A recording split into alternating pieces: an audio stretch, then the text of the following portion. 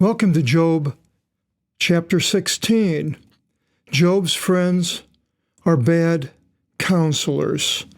Now we have two chapters, 16 and 17, basically are Job's response, but somehow they got broken up with two chapters. So we'll follow the two-chapter formula with our video seminars. And chapter 16 begins in the Greek, Ipolavonde, Eob legi, akikoa tiav tapola, paraklitoros kakon pantas, tigar metaxis astyrimasi pneumatos, eti paranechlisi si oti apokrini. And undertaking, Job says, I have heard many such things. You are all bad comforters. So this is Job's reply after listening to all three of them. He's going to be listening to them more, but he calls them bad comforters. Now, you can be correct in your words and in your thoughts and your patterns in trying to tell somebody else, but it doesn't necessarily mean it's going to go over well with the other person. You can do it in a way being judgmental, accusative, or you can do it with pity for the other person. You want to make them better, feel sorry for them or whatever. And here, these three men seemed like they failed. Instead of a lot of the words they said were completely correct, but yet certain things they didn't see, and because of that, they accused poor old Job. And he says, for what? Is there ardor in words of wind? They're basically a bunch of bull. Or what shall I trouble you that you answer? So you can say anything you want, and that's the way it is, I guess. He says, I also could speak as you, if indeed your life laid instead of my life.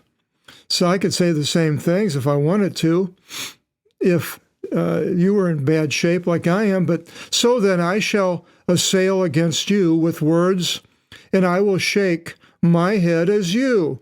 So apparently they were, shaking their head. Oh, Job, I don't know. This is what you're saying and what you're doing is really bad, and so forth, shaking the head. Person can use movements to get across certain ideas without even saying anything, like, or all these different movements of the face and head, going backwards or leaning forward to hear. And may that there be strength in my mouth, hope to say the right thing, then I would not spare the movement of my lips. If I say the right thing, I'm going to talk and tell you. For if I shall speak, my wound shall not ache. Trauma is a wound. I will speak, and my wound shall not ache, or I shall not grieve. And if also I keep silent, how less will I be pierced? I'm still going to have to listen to you, basically. But now, he has made me exhausted, a festering moron, and it took hold of me. Now, who is the he? God or Satan? Well, God allowed Satan to do the work. So he made me exhausted. So the one making it and doing it was Satan, not God. He just said, go, he opened the door, more or less. And so the devil, Satan, made, and he didn't know.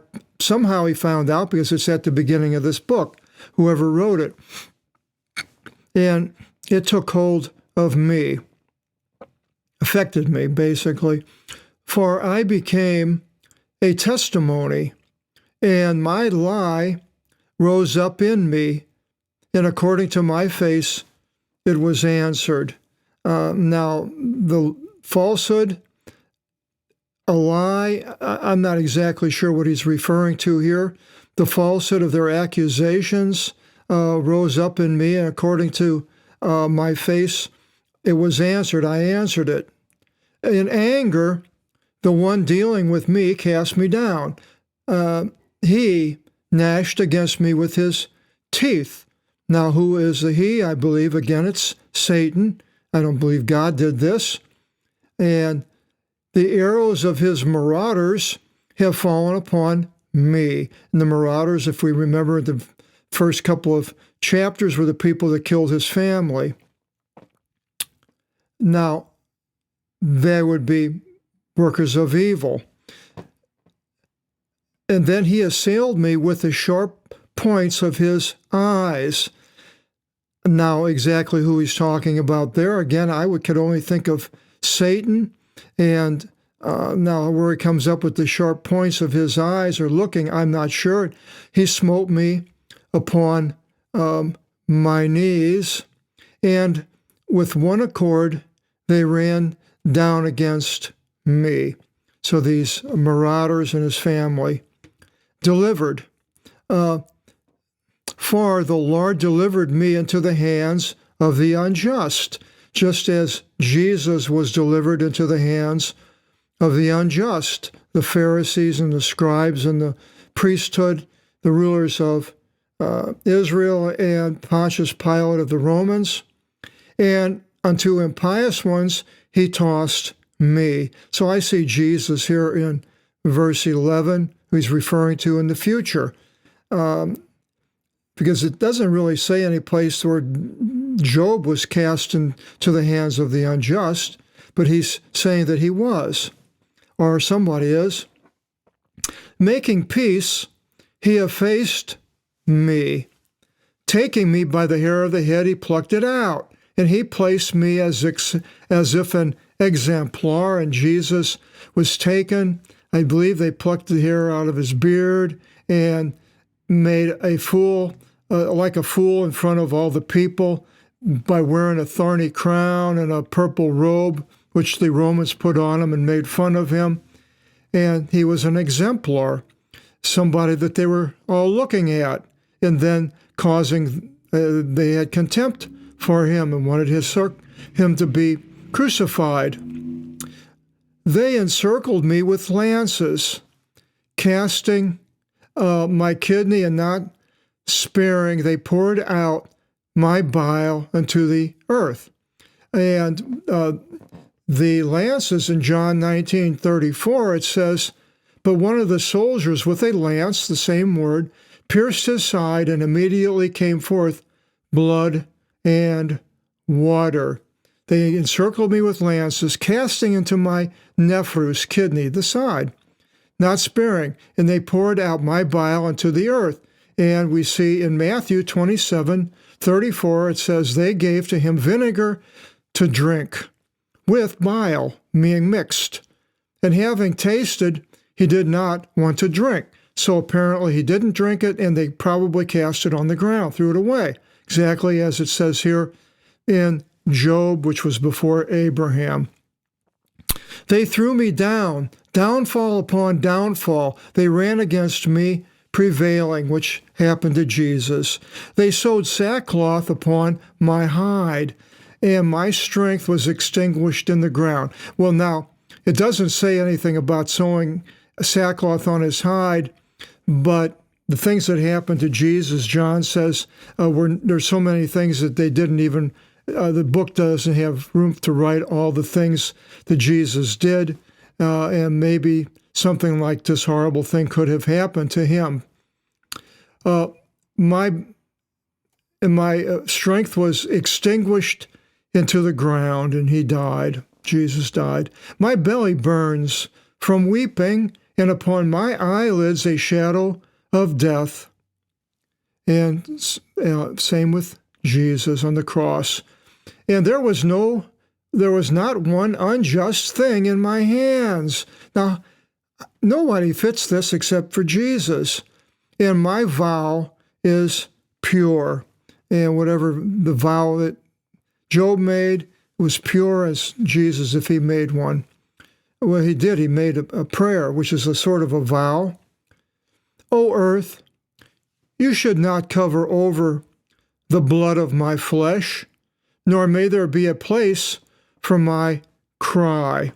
And the earth wasn't able to hold Jesus. And now, behold, because Jesus was put in the tomb, but he came out. And now, behold, my witness is in the heavens. God, in the witness for Jesus, was his Father, and my joint witness is in the highest. Now, who's the joint witness? Could be Jesus there. May my supplication arrive unto the Lord, and before him may my eyes drip tears. Oh, Jesus, oh, Lord, if it can, this cup can pass from me, yeah, but your will be done. And then he dripped tears of blood, sweat drops of blood. And may it be a reproof to man before the Lord, or proof to a man before the Lord, and to a son of man, to his neighbor. And interesting, Jesus calls himself a son of man many places. But counted years have come, and in the way in which I shall not be returned, I shall go. So Job sees the end of his life coming, and quickly, I suppose, but he doesn't know. He'll be around longer, and things will be returned to him. But Job continues with his cry, and in chapter 17, we'll find the continuation of it if you join us in the next video seminar, which I hope that you do. Till then, God bless.